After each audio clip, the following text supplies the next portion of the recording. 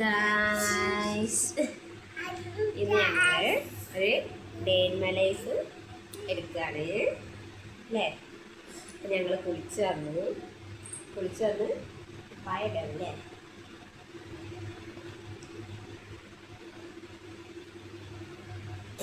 തിരിഞ്ഞ് കഴിഞ്ഞു.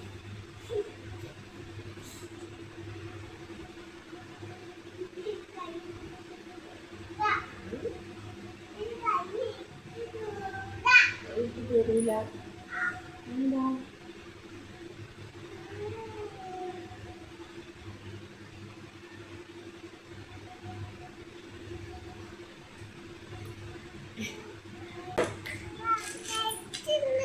ലൈറ്റോ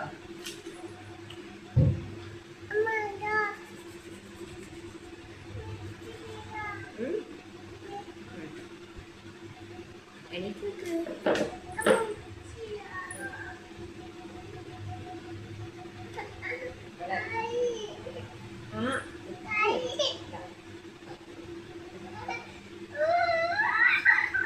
രാവിലത്തെ കാര്യങ്ങളൊന്നും ഇങ്ങനെ ഷൂട്ട് ചെയ്യാൻ പറ്റിയില്ല. കുറച്ചൊരു ബിസി ആയിപ്പോയി. ബിസി എന്നല്ല, ഇങ്ങനെ അടുത്ത ഭാഗം ഇങ്ങനെ ഷൂട്ട് ചെയ്യാൻ വേണ്ടിയിട്ട് നിൽക്കുന്ന സമയത്താണ് ഇവരെ ഈ രണ്ടാൾക്കാർ കയറി. പിന്നെ വായിലേക്കുള്ള വർത്തമാനത്തിലേക്കും ഓരോരോ വർത്തമാനങ്ങളായി. വേറെ ആരില്ല, അമ്മയും അനിയത്തിയും കൂടി വന്നതാണ്. ഒരു കുറച്ചായി വന്നിട്ട്. അപ്പം അമ്മയ്ക്ക് ലീവ് കിട്ടിയ സമയത്ത് വന്നതാണ്. ഇതാണ് എൻ്റെ അനിയത്തി. വേറെ ഒന്നുമില്ല. ഇവൾക്ക് വന്നു കഴിഞ്ഞാൽ ഇവളെ പരിപാടി വെച്ചിട്ടുണ്ടെങ്കിൽ ഇവൾക്ക് നല്ല മിക്കവാറും എല്ലാവരും ചെയ്യുന്ന പോലൊക്കെ തന്നെ ഇവിടെ നിന്ന് വരിക, മാസത്തിലൊരു ദിവസം വരിക, ഇവിടെയുള്ള സാധനങ്ങൾ അടിച്ച് മാറ്റി പോവുക. അതന്നെ. അങ്ങനെ ഇവിടെ അപ്പം ഇവക്ക് ഇവിടെ വന്നിട്ടുണ്ടെങ്കിൽ ഇവക്ക് എൻ്റെ സാധനങ്ങളൊക്കെ എടുത്തു കൊണ്ടുവന്ന് പറയാം. പണ്ടൊക്കെ ഞാൻ സമാധാനിച്ച കാര്യം എന്താണെന്ന് വെച്ചിട്ടുണ്ടെങ്കിൽ എൻ്റെ ഒരു സാധനം ഇവക്ക് പറ്റൂല എന്നുള്ളതാണ്. പക്ഷേ ഇപ്പോൾ ഇതിൻ്റെ എല്ലാ സാധനവും ഇവക്ക് പറ്റും, ഇവക്ക് വേണം. ഇവക്ക് ഇല്ലാത്ത ആവശ്യങ്ങളില്ല.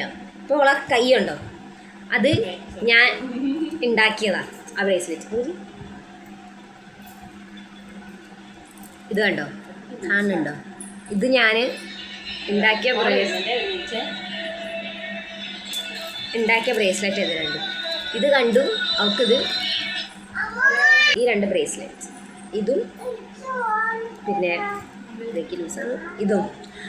അപ്പം ഇവക്ക് അത് വേണം, ഇതും വേണം. അതും പോരാത്തതിന് കുറച്ച് ബീഡ്സ് ബാക്കിയുണ്ട്. ആ ബീഡ്സിൽ ഇവക്ക് ഉണ്ടാക്കി കൊടുക്കാൻ പറഞ്ഞു. അപ്പം ഉണ്ടാക്കാം. അതിന് ഞാൻ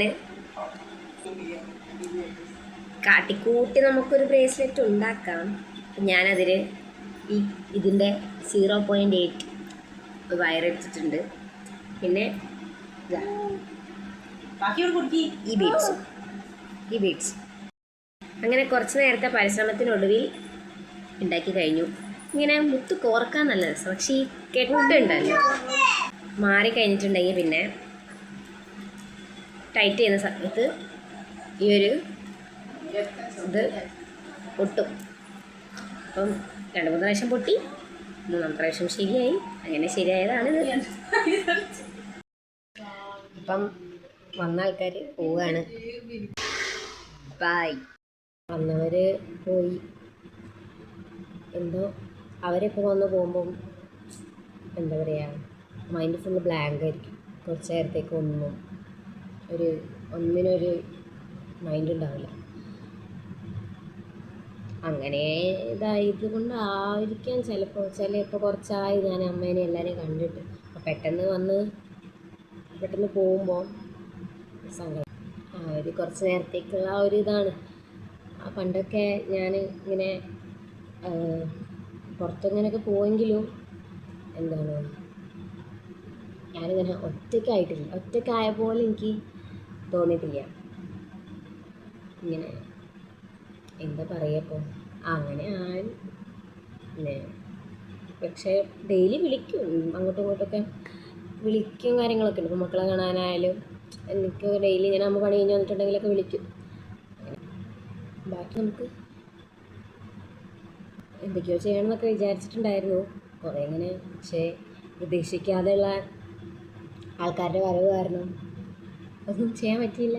അപ്പം ഇത്രയൊക്കെ ഉള്ളൂ. ബൈ.